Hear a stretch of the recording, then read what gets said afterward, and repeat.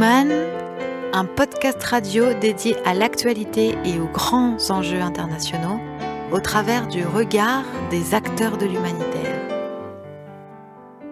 Une émission présentée par Pierre-Alain Gourion. Mais oui, c'est un nouveau Human avec vous aujourd'hui, une nouvelle émission autour de l'écologie et de l'humanitaire dans le monde, avec un focus cette semaine sur l'Amérique latine et tout particulièrement sur le Chili et sur le Mexique. Parce qu'il s'est passé beaucoup de choses dans le monde depuis un an, mais il s'en est passé pas mal dans cette Amérique latine, on ne va pas dire du Sud, parce que le Mexique, me dit-on, n'est pas en Amérique du Sud, attention. Il s'est passé beaucoup de choses et beaucoup de mouvements sociaux. Donc aujourd'hui, avec nos invités, eh bien, nous allons parler de ces pays et de ce continent. Nos invités, c'est tout d'abord Olga Bari, bonjour. Bonjour. Voilà, Olga Bari, vous êtes arrivée en France En 1977, on a fui la dictature de Pinochet. Voilà, vous faites partie de ces immigrés, ces réfugiés politiques. Oui, tout à fait. Vous aviez demandé le statut de réfugié politique à l'époque ? On est parti du Chili avec le statut déjà. Ah oui. Oui. Vous aviez obtenu depuis l'ambassade de France ? Oui. D'accord. Oui, oui. Très bien. Et puis, Januario Espinosa, bonjour. Bonjour. Merci d'être avec nous et d'avoir accepté cette émission. Donc, vous êtes, je crois, le fondateur d'un lieu qui s'appelle Espace Latino et qui est en même temps une revue. Oui. Voilà, l'Espace Latino, on comprend à peu près, mais c'est quoi ? Vous allez nous le dire. C'est-à-dire que c'est un espace Oui. pour que l'Amérique latine se retrouve de manière plurielle, pas par des petits morceaux, c'est un espace de dialogue déjà, que nous avons confondé avec Olga, il faut le dire. Et surtout, et je voudrais souligner, c'est une initiative latino-américaine, mais bien accompagnée par des Français. 80% des membres de l'Espace Latino sont des francophones, sont des gens d'ici. Et sans eux, on ne pourrait pas faire tout ce que nous on fait. C'est à souligner bien avec force. Voilà, et cette émission, eh bien, nous la co-animons avec Clara Castoldi, qui est avec nous depuis quelques mois, en rentrant d'Amérique centrale, puisqu'elle a passé... Amérique du Nord. Amérique du Nord, pardon. Un an au Mexique, c'est ça ? C'est ça, exactement. Voilà.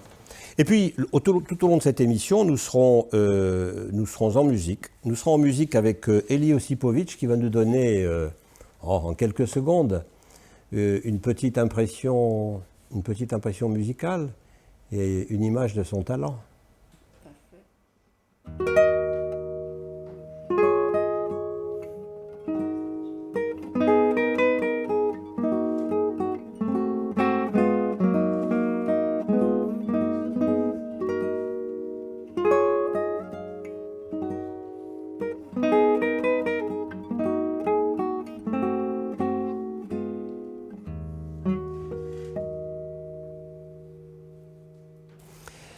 Merci Elie. Et puis nous avons un troisième invité, Olga. Olga ? Clara. Clara. Olga est là et Clara est là. Oui, c'est ça. Donc notre troisième invité, qui est davantage spécialisé sur le Mexique, c'est Gérard. Bonjour Gérard. Bonjour. Voilà, Gérard Dahan, qui est un sociologue, un psychosociologue, auteur en particulier de 2 titres. Le premier chez l'Harmattan, La manipulation par les sondages. C'est un spécialiste de la manipulation, c'est pour ça qu'on l'a invité. C'est surtout un sondeur pendant sondeur, 40 ans. Pendant 40 ans, il a fait des sondages. Et puis il a commis un ouvrage également fort intéressant, très documenté sur la pression islamiste en France.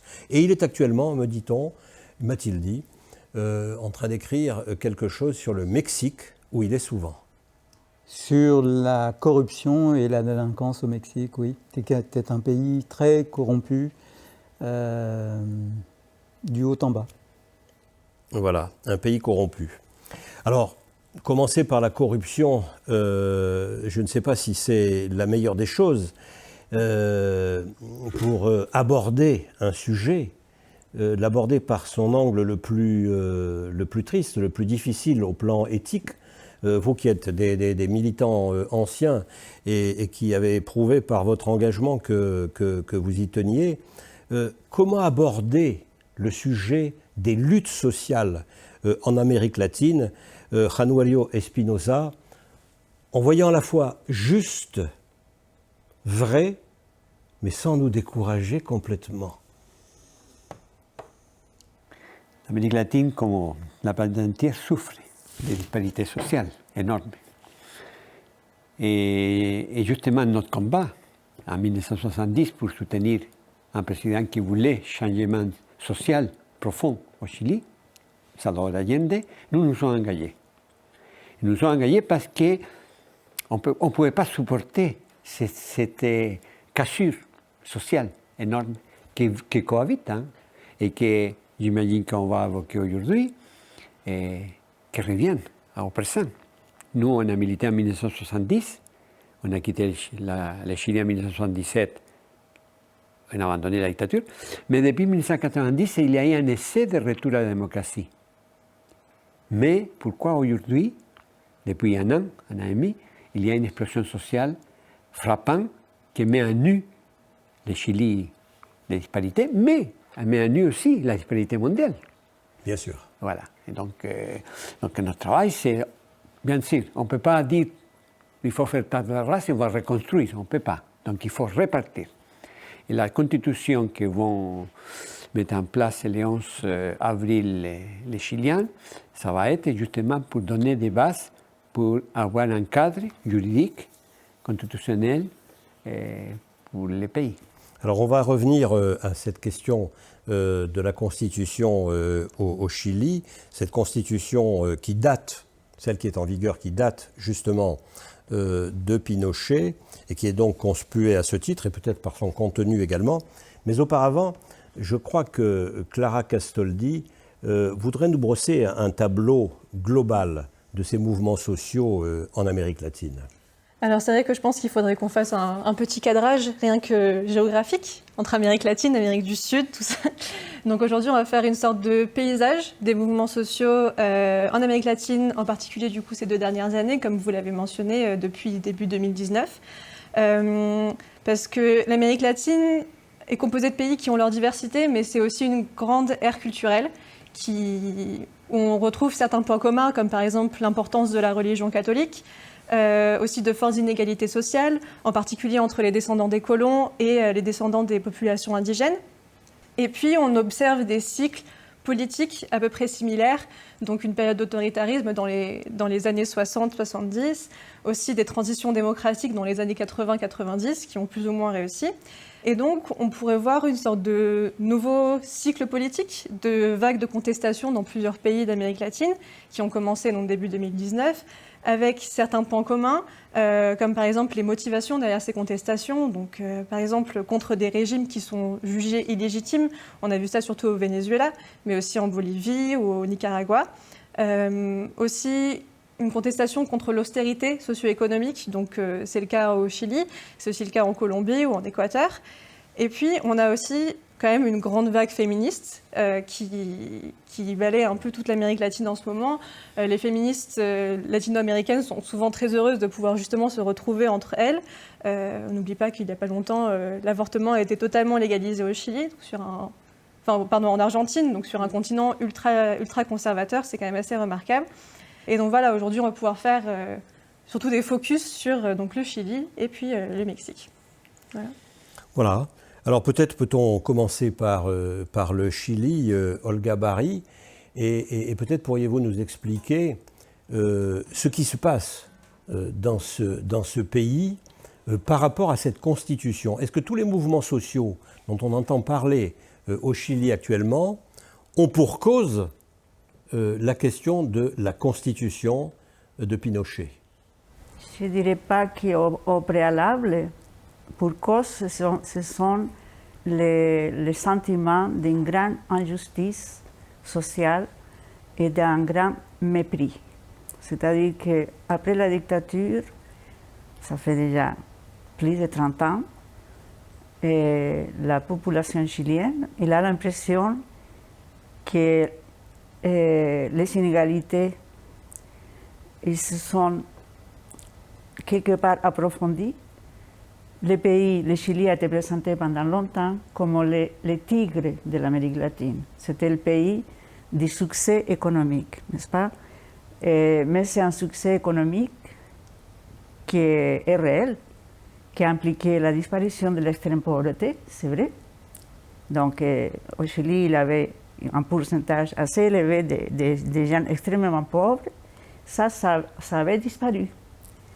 Il y a eu à nouveau une émergence des classes moyennes qui ont toujours existé au Chili, qui se sont développées, mais ces 10 dernières années ou 15 dernières années, les inégalités se sont approfondies. Et il y a quelques points qui sont très importants et qui sont en rapport avec la Constitution. C'est les points les plus importants pour les gens, ce sont l'éducation, la santé, et ces 2 points qui sont graves parce qu'au Chili, ce qui va changer la Constitution, c'est ce qu'on espère qu'il peut changer, c'est qu'on peut passer d'un État plus solidaire. Le Chili, dans sa Constitution, c'est établi que le Chili est un État subsidiaire.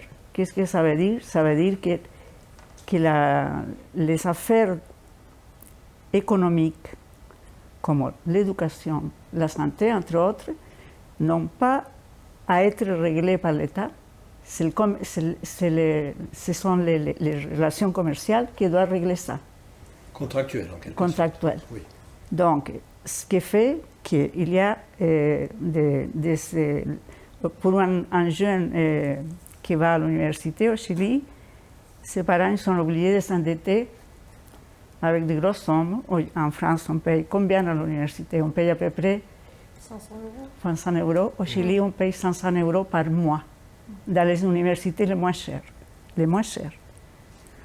Donc, c'est des choses comme ça. La santé, ne parlons pas. Vous avez sûrement entendu parler du système de AFP qu'on appelle le Chili, c'est-à-dire c'est des pensions de retraite qui sont gérées par des grandes entreprises internationales et qui sont complètement injustes. Donc ça, on voudrait que ça change. En fait, ce mouvement social est tellement fort parce que pendant 30 ans, la gauche et le centre-gauche ont gouverné. Ils ne sont pas changés. Ce qui était stipulé dans la Constitution de 1980, ils ne sont pas changés, ils n'ont rien changé. On ne peut pas dire que c'est une dictature parce que c'est au niveau démocratique. Les institutions démocratiques fonctionnent plus ou moins bien. Il y a eu une évolution, mais au niveau social, c'est une véritable catastrophe. Voilà, alors nous allons pouvoir regarder, Clara va nous les envoyer, eh bien, des images qui ont été tournées par notre reporter Charles Gros-Shelton, voilà, qui est actuellement au Danemark. Après, avant, il avait été à Hong Kong, et puis il était au Chili aussi à un moment, il n'y a pas très longtemps, l'année dernière. On va regarder son reportage et vous le commenterez ensuite. Je précise pour ceux qui nous écoutent, mais qui ne nous regardent pas, puisque nous faisons à la fois une émission de télévision, mais aussi une émission de radio, eh bien que ceux qui écoutent la radio peuvent aussi aller voir cette émission en vidéo en allant tout simplement sur YouTube ou en allant sur notre site bubble-art-prod. Voilà, Clara, on peut regarder ce reportage de Charles Gros-Shelton.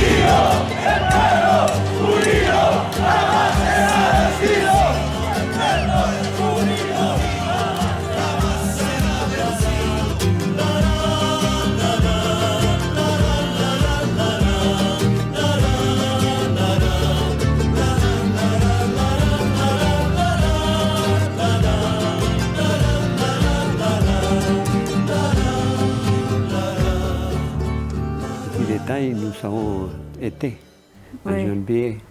Au Chili, Parce que oui. quand on a appris en octobre tout ce qui a commencé, Olga et moi nous avons dit nous devons aller.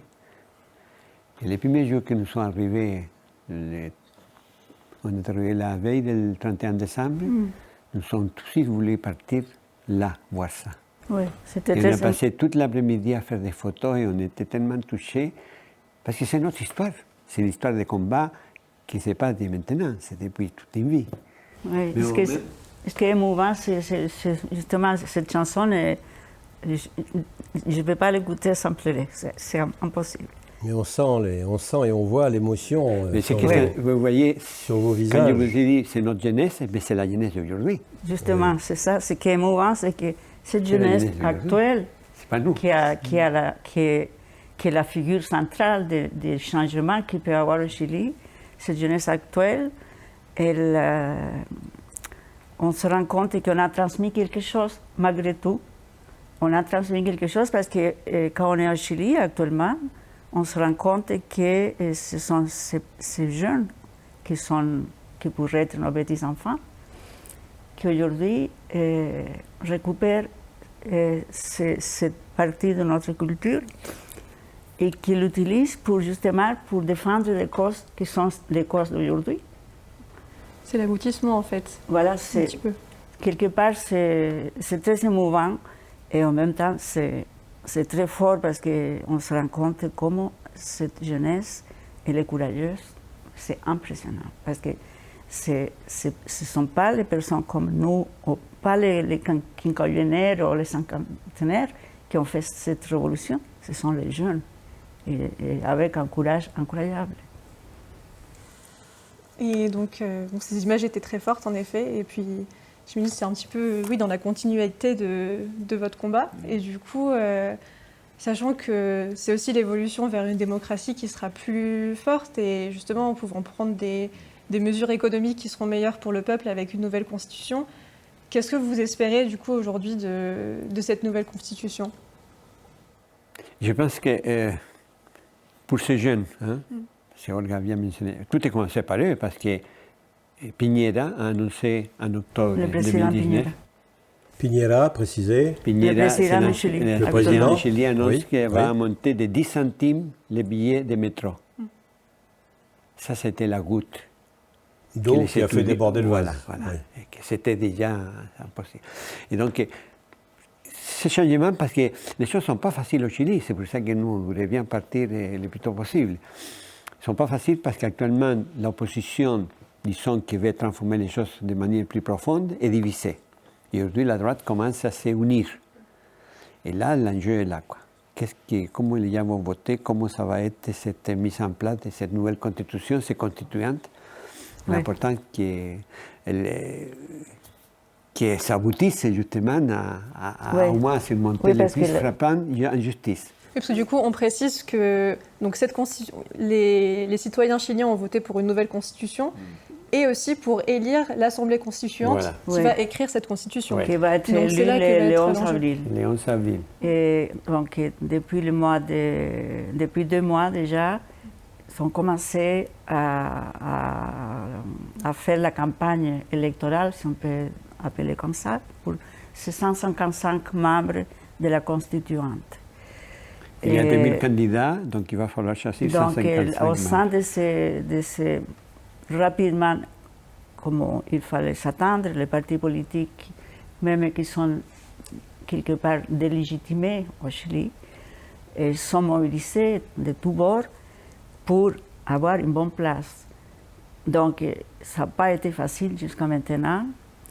Heureusement, il y a eu quelques accords, par exemple, quelque chose qui est tout à fait exceptionnel.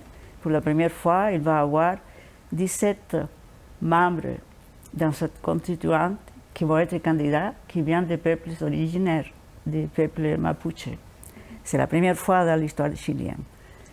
Il va y avoir des représentants peut-être de la société civile. Il y a la parité aussi. Et il y a quelque chose qui, à propos du mouvement féministe, pour la première fois, c'est la parité totale. Obligatoire. Obligatoire. Et par contre, comme dit Januario, la droite, depuis la droite, on peut dire démocratique, jusqu'à la droite la plus extrême, ils se sont unis. Donc, et la gauche, elle est divisée. La gauche est divisée. Donc, il y a un bloc où il y a le Parti communiste, il y a un bloc où il y a le Parti socialiste et tous les partis qui sont plutôt sociodémocrates, démocratie chrétienne. Et au milieu, donc, il y a des membres de la société civile qui essayent de s'intégrer dans les listes de ces partis politiques. Mais alors, moi, l'idée que la question qui me vient à l'esprit, c'est est-ce que dans un pays comme celui-là, parce que vous êtes émouvant et vous êtes frappant, parce qu'on se souvient, on a des âges qui sont relativement semblables, et moi je me souviens de l'époque où des réfugiés chiliens arrivaient à l'époque donc de la dictature de Pinochet, et qui avaient du mal à s'intégrer en France, et bravo d'ailleurs pour le parcours que vous avez effectué, car c'est pas simple de changer de langue, de changer de pays, de changer de famille, de changer d'univers. Mais la question qui me vient, c'était il y a 30 ans, ça, c'était il y a 30 ans, il y a 35 ans, il y a 40 ans. Est-ce que c'est un problème de droit? Est-ce que c'est un problème de constitution? Ah oui, tout à fait.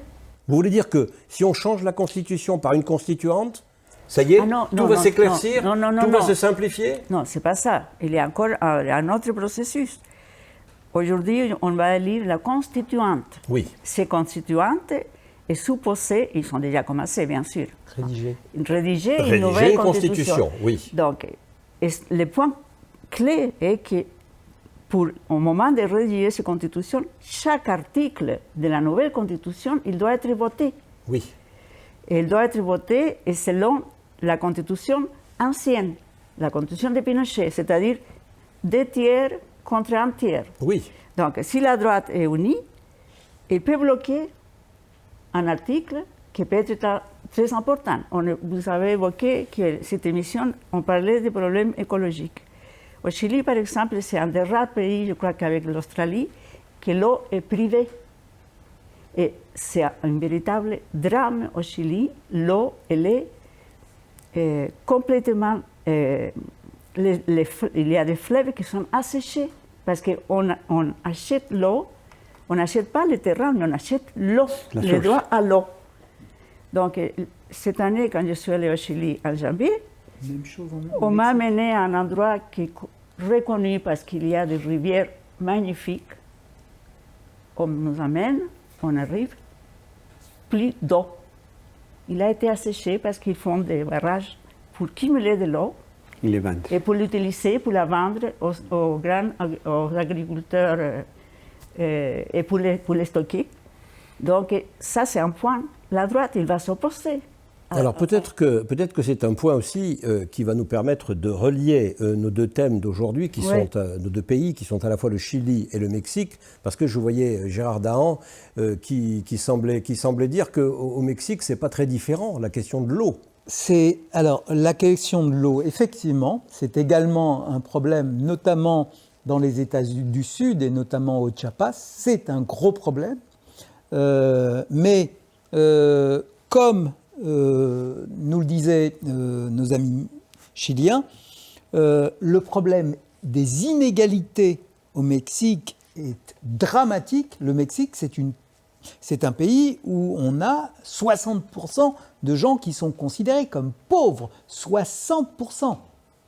Deuxième également similitude, la condition indigène. Je parlerai tout à l'heure un petit peu de ce qu'est le zapatisme. Le problème du zapatisme, c'est le problème de la condition et des droits et de la culture des indigènes. Donc je vois, moi, des similitudes partout. Et puis qui sont liés aussi les deux, puisque les États les plus pauvres du Mexique sont aussi les États où il y a le plus d'indigènes. C'est ceux oui, qui sont tout les à fait. plus Le Chiapas et l'État du Mexique, où il y a effectivement une majorité d'indigènes. Oui, vous le savez sûrement, les Chiapas et toute cette région, c'est celle qui produit l'électricité pour tout le Mexique. Et les Indiens, ils n'ont pas accès à l'électricité. C'est la deuxième lutte dont je pensais parler, c'est le problème de l'isthme de Tehuantepec, effectivement, et les parcs d'éoliennes au Mexique. Voilà, alors on y reviendra dans un instant, mais peut-être que pour nous alléger un peu de tout ce fardeau et de tous ces problèmes qui existent et qui nous attendent, peut-être que notre ami musicien en live, Eli Osipovic, qui est aujourd'hui à la guitare, eh bien, peut nous interpréter.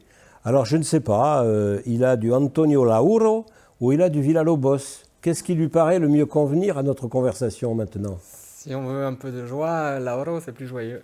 Oui, Après, d'accord. Villalobos, Non, comme tu veux. les deux sont possibles. Hein. Oui, non, Villalobos. Villalobos. Villalobos. C'est pas Voilà. tout à fait la joie, mais... Non, non, c'est vrai.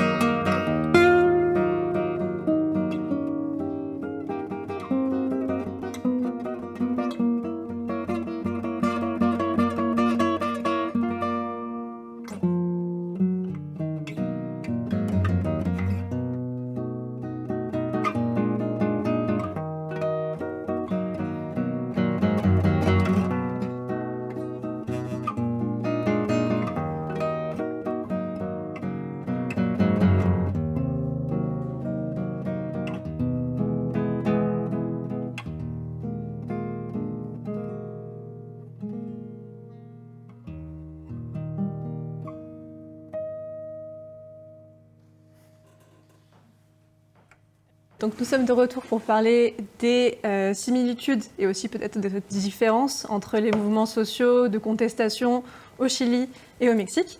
Et donc on parlait du zapatisme. Gérard, est-ce que vous pourriez nous expliquer un petit peu ce que c'est que le zapatisme, parce qu'on connaît un petit peu en général, mais d'où est-ce que ça vient et comment est-ce que c'est né et comment est-ce que ça se manifeste encore aujourd'hui ? Alors, le zapatisme, c'est un mouvement relativement ancien, puisqu'il date de 1994. Mais déjà pourquoi ça s'appelle le zapatisme ? C'est une référence à Emiliano Zapata, l'un des héros de la révolution mexicaine de 1910. Et la particularité de Emiliano Zapata, c'est que c'était un petit propriétaire terrien, qu'il était chef de son village et qu'une de ses fonctions en tant que chef de village, c'était de distribuer les terres cultivables aux membres de sa communauté. Parce que dans cette culture indigène, la propriété n'est pas privée, elle est collective.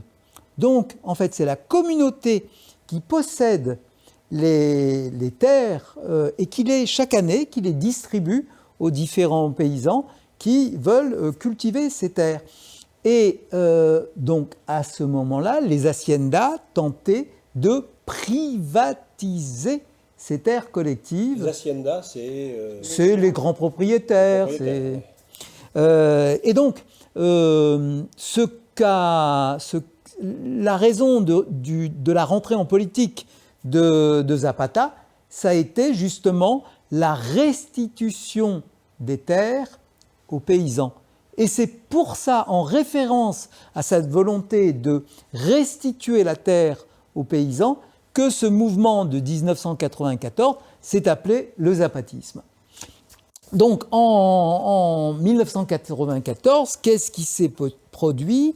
Eh bien, pendant 12 jours, une armée, l'armée zapatiste de libération nationale, a occupé un certain nombre de villes de l'État du Chiapas. Donc le Chiapas, c'est l'État le plus au sud du Mexique, et c'est surtout l'État qui comporte le plus d'indigènes. Alors attention, indigène, en français c'est un peu péjoratif, mais c'est la traduction du mot indigena, qu'on utilise sans aucune notion péjorative. Les gens du en pays espagnol. traditionnellement. Quoi, Voilà, hein, tout à fait. Oui. Il n'y a pas de connotation Ils se péjorative en revendiquent espagnol. comme indigènes. Oui. Donc, cette armée de libération nationale zapatiste occupe les principales villes de l'État du Chiapas pendant 12 jours, et ensuite s'ouvre pendant 9 ans une période de négociation avec le gouvernement mexicain sur... alors, quelles sont les revendications de ces zapatistes? Eh bien, ils souhaitent que les communautés indigènes soient autonomes. Alors attention, autonomes, pas indépendantes. Les indigènes du Chiapas sont très mexicains, sont très fiers d'être mexicains, mais ils veulent pouvoir se gouverner seuls et ils veulent pouvoir revenir et garder ces caractéristiques de la culture indienne. Donc ce mouvement zapatiste, il est d'abord et avant tout profondément indien. Et du coup, c'est surtout au niveau des revendications de pouvoir contrôler ses propres ressources. Parce que c'est surtout la région du Mexique qui contient le plus de ressources. Et on rappelle que le soulèvement zapatiste avait commencé contre la signature de l'ALENA, donc de l'accord de libre-échange nord-américain, qui justement donnait beaucoup plus de pouvoir au marché sur les ressources du Chiapas. Donc, comment est-ce que les zapatistes luttent aujourd'hui pour le contrôle justement de ces ressources, en particulier par rapport aux champs éoliens dont vous avez parlé? Alors, il faut dire effectivement, vous avez raison d'insister sur le mot de ressources, et notamment des ressources naturelles. D'ailleurs, je crois en décembre 1996, a été signé un accord historique, qui est l'accord de San Andrés, je crois, qui disait précisément que ces communautés indigènes devaient contrôler, d'une part, se gouverner de façon autonome, pas indépendante, autonome, et d'autre part, devaient contrôler leur territoire et leurs ressources naturelles. Parce que, comme tu l'as dit, ces ressources naturelles, elles sont très importantes, et notamment dans le fameux isthme de Tehuantepec, dans l'état de Oaxaca, où il y a également une communauté indigène très, très importante, où se sont installés depuis les années 2000, il y aurait actuellement près de 1000 éoliennes, il est prévu qu'il y en ait plus de 5000. Donc il y a 27 parcs d'éoliennes qui sont, il y en a 2 seulement sur les 27 qui sont mexicains, qui appartiennent aux Mexicains. Les autres sont danoises, ils sont françaises, EDF est là-dedans. Elles sont italiennes, elles sont évidemment aussi espagnoles. Et alors, quelle est la réaction des locaux, des paysans locaux et en particulier des indigènes par rapport à cette énergie éolienne qui, on est dans une émission qui s'occupe beaucoup d'écologie, vous l'avez rappelé tout à l'heure, a priori, on est plutôt, on a une certaine sympathie ici pour l'énergie éolienne. On a l'impression qu'on va échapper ainsi au charbon, qu'on va échapper au pétrole, etc. Et là-bas, peut-être que c'est une contradiction, en tous les cas, on n'a pas peur de le regarder en face. Eh bien, les paysans sont en opposition avec ces parcs éoliens. Pourquoi? Alors, l'isthme de Tehuantepec, c'est 200 km de large, oui, entre le Pacifique et l'Atlantique. 200 km de large. Oui. Vous imaginez 5000 éoliennes sur une bande de terre de 200 km? Il n'y a plus de terre, il y a plus de terre cultivable, vous voulez dire? On a des photos, vous avez une éolienne tous les, je sais pas, 20 mètres, 30 mètres. C'est des nuisances. D'abord, c'est une pollution parce que les éoliennes, ça consomme de l'huile. Et en fait, l'huile de ces éoliennes, il est versé dans la terre et bien sûr, il atteint la nappe phréatique et donc il pollue les terres. Donc, il y a des rejets, ces pylônes, oui. rejettent de l'huile. Rejettent de l'huile. Oui, oui, et polluent l'eau. Et polluent l'eau, d'accord. Et il y a des pôles. Alors, effectivement, vous parliez de l'eau, et effectivement, dans ces pays qui sont très secs, l'eau est une ressource rare. On parle du Chiapas. Vous savez que, par exemple, Coca-Cola, il y a eu des procès fameux avec Coca-Cola, qui a une entreprise de production à San Cristobal de las Casas et qui pompe des mètres cubes d'eau en plein Chiapas, alors que les ressources d'eau sont rares dans ces États, dans ces pays. Je crois qu'il faut 1,5 litre de coca pour faire 1,5 litre d'eau pour faire 1 litre de coca, c'est ça? Je ne suis pas un spécialiste de coca. Justement par rapport à sa revendication, du coup voilà, donc ça demande beaucoup plus d'eau que ce qu'ils utilisent au final pour faire du coca, et puis c'est une entreprise américaine, quoi, donc il n'y a aucun... Et c'est surtout ça, c'est que c'est même pas les populations qui habitent là qui vont profiter de ça, parce qu'il y a des grandes multinationales qui gèrent ça. C'est le cas aussi du Chili, le nord du Chili, qui c'est très ensoleillé. Il y a beaucoup de panneaux solaires. Des panneaux solaires et qui sont kilomètres de panneaux solaires. Et qui sont américaines ou la même européennes. Situation que le Mexique. Oui, voilà. Et il y a les Français aussi. Voilà, et les Français, EDF, il est très installé. Y compris avec les panneaux solaires avec les panneaux solaires, Chili, dans le nord du Chili. Ah oui, tout à fait. Alors, il faut dire que le Chili, c'est un pays bien particulier, parce que vous avez tous les vous avez tout là-bas. Hein. Oui, il y a tout, comme tout en longueur. Du nord au sud, il y a combien? Il y a 4000 km. 4000 km. Et vous allez pratiquement de l'Amérique, pas du Nord, mais pas loin. Presque de l'Alaska au Terre du Feu. Non, enfin du Brésil jusqu'à la Terre de Feu. Jusqu'à la Terre de Feu. Au niveau du climat, on peut dire l'Alaska au Terre du Feu. Vous voyez, le climat, ça change énormément. Et nous avons 2000 km de désert, mais riche en minéraux. Oui. Et riche en soleil. Petite anecdote, le président Hollande est allé au Chili un jour. Il est allé au Chili pour aller dire, pour saluer le président à la tombeau d'Allende. Mais l'après-midi, il a pris l'avion pour aller voir l'installation des panneaux solaires. Oui. Et il a atterri à 200 pour EDF. Donc, il a fait 2 voyages, salué Allende.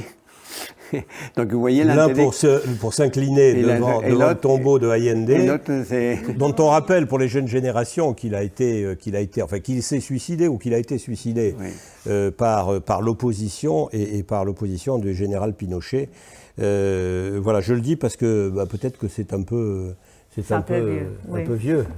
Et les nouvelles générations, ils ne savent pas. Ils ne savent pas forcément qui était Allende, qui était Pinochet. Mais c'est bien fait de parler du problème écologique dans le monde, et dans les cas du Mexique et Chili, ça a l'air beaucoup. Alors, la question qu'on pourrait se poser, c'est cet exemple du zapatisme dont nous parlait tout de suite Gérard Dahan. Je le relie quelque part à ce que vous aviez dit sur la constituante et sur le fait qu'il y avait une montée de la représentation indigène, qu'il y avait une montée des représentants de la société civile et qu'il y avait également une nécessité de parité. Et la question que je me pose, c'est est-ce que quelque part, ces mouvements sociaux d'Amérique latine, l'exemple du Chili, l'exemple du Mexique, peuvent être, dans la période où nous sommes actuellement, et là je parle du monde entier, cette période de pandémie, où on redistribue d'une certaine manière les rôles, où d'une certaine manière, d'un côté l'État prend de la force, parce qu'il faut prendre des décisions et des décisions rapides, mais en même temps l'État est contesté. Est-ce que c'est un laboratoire d'idées qui peut nous être utile, je dirais, par rapport... Alors, on parlait du tiers-mondisme il y a 20 ou 30 ans. On parle aujourd'hui de comment le dirait-on, de nos jours comment ça s'appelle? Oui, d'altermondialisme. Oui, d'altermondialisme. Est-ce que ce sont des voyez? Oui, tout à fait. Vous savez, c'est une bonne question parce que l'Amérique latine, avec l'Europe, ça a eu toujours un effet de miroir, en fait. Et malheureusement, nous avons parfois été des laboratoires dans le mauvais sens, généralement, parfois dans le bon sens, mais des laboratoires. Vous savez, l'ultralibéralisme a été de Friedman a été expérimenté au Chili. Donc, l'ultralibéralisme voilà, au Chili, de Friedman a été expérimenté au Chili. Voilà, donc c'était les premiers laboratoires qui a existé sous Pinochet et que ça a très bien fonctionné parce que c'était un régime autoritaire. Une fois, j'ai assisté à une conférence. Mais c'est un régime autoritaire qui, paradoxalement, on peut le dire, a eu de bons résultats économiques. Attention. Oui ou non? C'est pas très Je ne sais pas, c'est une Attention. question. Est-ce que vous voulez que je vous réponde? Oui. Donc, Utiliser un mot important, c'est la redistribution des rôles. oui. La redistribution dans ces pays n'existe pas. Oui. C'est le mot important. Oui, c'est vrai. Redistribution Oui, c'est important. des riches en faveur des plus pauvres. Dans nos social-démocraties, il y a une redistribution. Il y a une forme de redistribution. Dans le Mexique, il n'y a pas. Le Mexique copie les États-Unis, c'est de l'ultralibéralisme, il n'y a pas de redistribution. Oui, donc, je vous, à propos de l'ultralibéralisme et à propos du laboratoire chilien. Une fois en France, à l'époque de Raymond Barre, j'étais invitée à une conférence de presse parce qu'il a été invité un ministre de Menem, Caballo, qui était un grand économiste qui était ministre de l'économie en Argentine et qu'il a été invité à Lyon. Et il discutait avec les journalistes et Raymond Barre, il s'est félicité de Chili, comment il avait réussi sa révolution économique. Mais Raymond Barre, ancien maire de Lyon, ancien vice-président de la communauté européenne, qui était un économiste. Voilà, il a meilleur économiste de France. Mais en France, ça c'est pas envisageable. Il a dit, il faut un régime autoritaire. Lui-même, il a dit. Hein. Voilà. Donc, c'est des exemples. C'est pour ça que je dis que souvent l'Amérique latine et l'Europe, on est en effet de miroir. Et parfois trop l'Amérique latine parce qu'on regarde trop vers l'Europe ou vers les États-Unis et parfois on ne regarde pas assez à l'intérieur de l'Amérique latine. Oui. Donc, les laboratoires, pourquoi? Parce que aujourd'hui, donc, si on peut voir des choses qui sont intéressantes, le mouvement féministe, par exemple. Je pense que les mouvements féministes qui ont éclaté en Europe, aux États-Unis, mais aussi en Amérique latine. Hein. Et les causes, parfois, sont beaucoup plus profondes en Amérique latine parce que les scandales sont les plus forts. Hein. Parce que le mot féminicide, est né en Mexique. Il n'est pas né ici en Europe. Où il y a 10 féminicides par jour. Voilà. Donc, c'était dans les années 2010. Donc, c'est dans ce sens-là qu'il y a toujours cette relation entre le monde, en fait. C'est pas à part. Hein. Donc, je dirais, je me suis perdue un peu dans notre... Non, mais vous parliez du féminisme donc et de cet effet de miroir. Cet effet de miroir et le féminisme, comment aujourd'hui il a une force incroyable en Amérique latine. Au Chili, c'est quelque chose qui, à côté de lutte sociale, il y avait le féminisme, parce qu'il y a aussi les féminicides qui sont en grand nombre. Hein. Donc, je pense qu'on a beaucoup à gagner, justement, à propos de ce que vous dites, de regarder dans son pays, mais de regarder ailleurs ce qui se passe ailleurs. Oui. Et je vous propose de regarder en même temps un effet de miroir musical, cette fois-ci, avec Eli Osipovic. Je ne sais pas s'il va nous faire du Antonio Lauro ou du Villa-Lobos. Non, Lauro. On les choisir. Non, mais vous y allez, donc Lauro maintenant. Lauro, la valse vénézuélienne. Ah oui. Allez, une valse.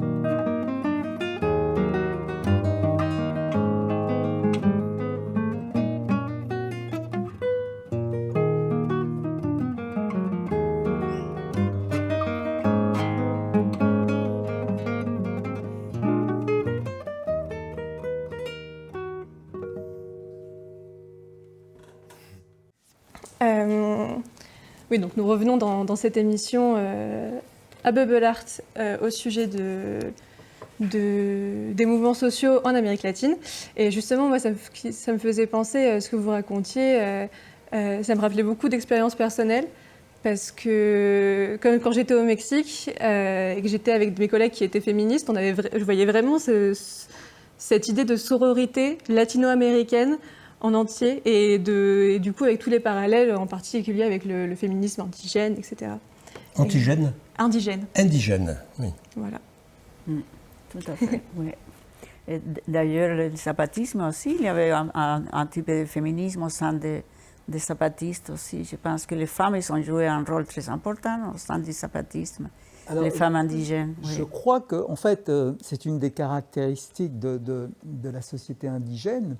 En fait, le machisme n'existait pas dans la société indigène, ce qui fait que cette inégalité entre les sexes, qui est effectivement une des caractéristiques des pays d'Amérique latine, n'était pas présente dans la culture indigène.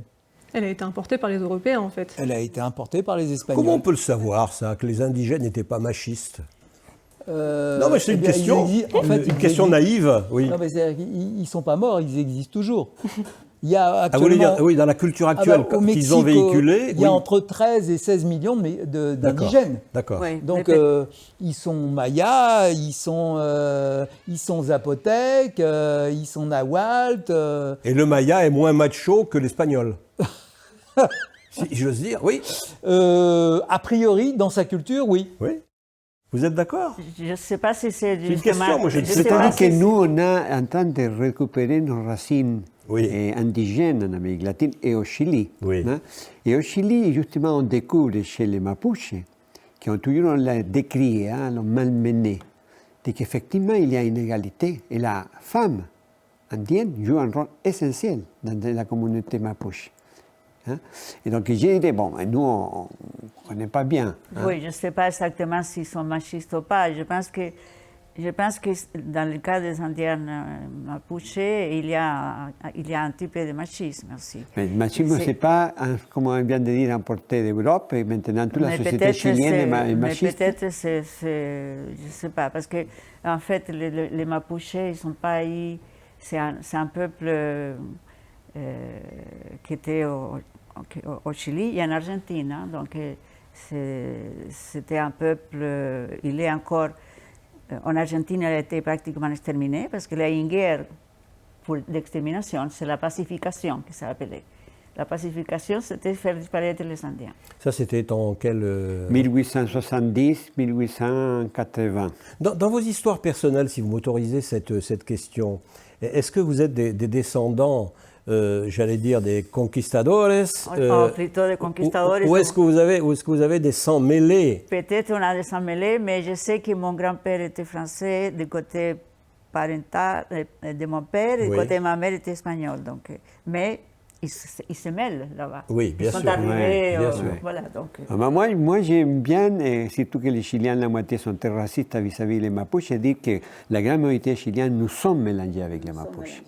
Et que malheureusement, c'est une société qui nous a empêché de faire une reconnaissance Mapuche, et nous, on a une grande admiration pour les Biologiquement, vous voulez dire? Oui. Ah, biologiquement, je pense que je dois avoir oui,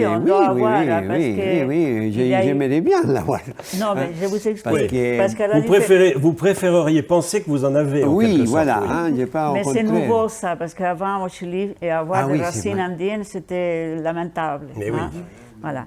Donc, il faut savoir que la colonisation espagnole, malgré toutes les atrocités dont on sait, tout le monde connaît, les Espagnols se sont mêlés. Ils se sont mélangés. Ils se sont mélangés. Ils n'ont pas massacré les Indiens. Parce qu'ils sont arrivés que des hommes, donc il y a eu beaucoup de naissances. De relations avec les Indiens, à la différence de la colonisation belge ou française. Ou même américaine. Voilà.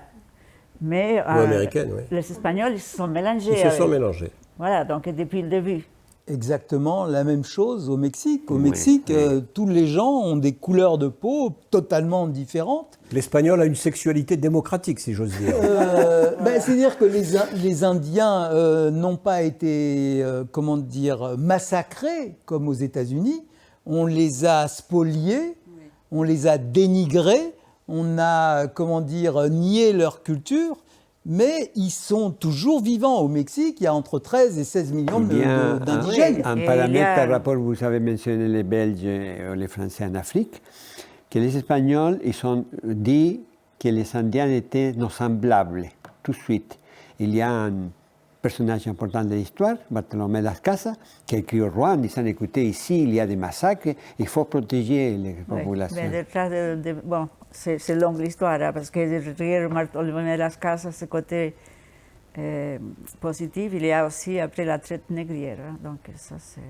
Oui, bien sûr.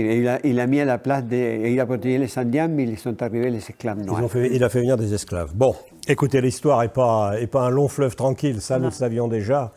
Et qu'est-ce que je vous propose? Est-ce que je vous propose de terminer encore en musique avec Elie Osipovic, parce que nous arrivons au terme de cette émission, sauf si vous aviez des choses tout à fait essentielles à nous dire. Peut-être vous dire rapidement, excusez-moi, que notre processus, donc, il va avoir lieu une élection le 11 avril, et en 2022, il va être voté la nouvelle constitution. Oui. En octobre 2022. Et ça, c'est important. Donc, d'ici là, il va avoir une nouvelle constitution. Si la constituante parvient à faire voter une nouvelle constitution. Mais elle le devra. Si, il va être voté. Elle le devra. C'est le contenu, en fait. C'est le contenu qu'il faut. Le contenu, on ne sait pas Maintenant, encore. c'est ce qu'il faut défendre chaque article qui correspond à ce que nous, on aspire. C'est ça. Et là, on va savoir qu'on récupère l'eau pour tous les Chiliens, par exemple. Bon, écoutez, on vous souhaite en tous les cas... Et on reviendra.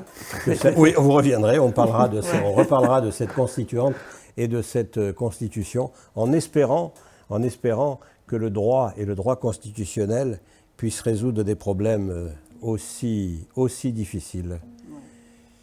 Voilà. Merci de votre présence. Peut-être un mot sur le festival que vous organisez chaque année. Mais écoutez, on va garder contact avec vous. Vous, ça nous fait annoncer. Maintenant, on avait 2 festivals en mai, mais on va essayer de les mettre plus tard à cause de la situation sanitaire. Festival latino. On a un festival qui s'appelle Primavera Latina en mai. On a un festival de documentaires. Qu'on fait cinéma documentaire, et après un festival littéraire, 20 ans de festival littéraire, et que la ville de Lyon vient nous communiquer qu'il va le faire en grand, on le fera à l'hôtel de ville. D'accord, voilà, la littérature et juste, j'aimerais savoir, votre film va passer sur quel réseau, parce que nous, on a un site web et on a une newsletter. Et on vous enverra le lien et vous pourrez mettre cette émission... on parlera de vous. Bien sûr, et vous pourrez mettre cette émission sur votre site et le diffuser à tous vos adhérents. Merci encore de votre présence à tous les 3. Et on écoute Elie Osipovic.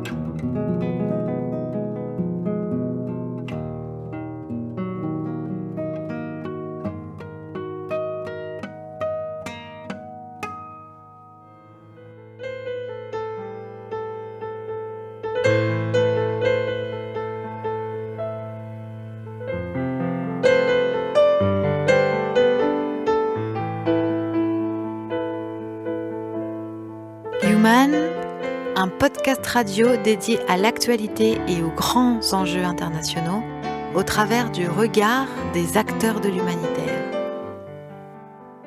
Une émission présentée par Pierre-Alain Gourion.